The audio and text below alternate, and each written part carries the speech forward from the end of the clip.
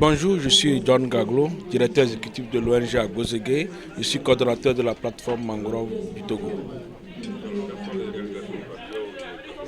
Et dans le cas de Papio UCN, on a eu à mener des actions sur la conservation des écosystèmes de mangrove. Ça s'est commencé par des visites éducatives qui ont eu lieu dans les écosystèmes de mangrove au Sénégal, à Joal et à Toubacouta. On s'est attelé également sur les visites éducatives qu'on a eu à faire avec les établissements, les enfants,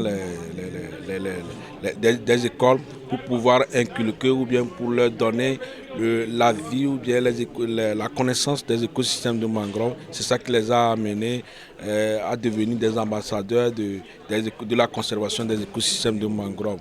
On s'est également attelé pour appuyer les communautés dans les activités génératrices de revenus. Et dans cet élan, ces communautés qui ont bénéficié des activités génératrices de revenus ont au moins tant soit peu laissé les mangroves pour leur conservation. Ça fait que le taux de ARN, c'est-à-dire la régénération naturelle des écosystèmes de mangroves, a augmenté de taille et on voit aujourd'hui que le nombre qui était prévu au prime abord a augmenté et que les écosystèmes de mangroves ont augmenté de capacité en termes de taille et en termes de volume du couvert végétal.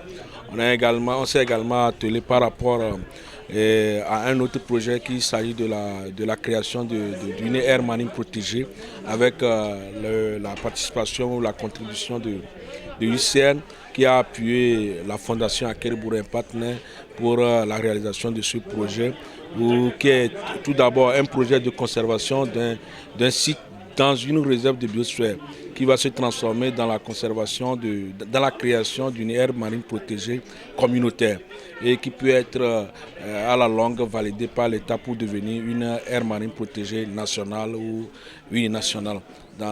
Et on peut également parler des résultats obtenus par rapport aux tests et avec l'appui de l'honorable Nandjo de l'Assemblée générale, et ils nous ont appuyés dans la sensibilisation et dans la mobilisation des siens pour la rédaction et l'élaboration et la rélecture du code forestier qui a évolué jusqu'à se trouver sur la table des députés aujourd'hui. Ça a déjà passé par les ministères le ministère qui a déjà validé, au conseil des ministres qui a déjà validé, et ça se trouve au niveau des députés pour sa validation, pour passer dans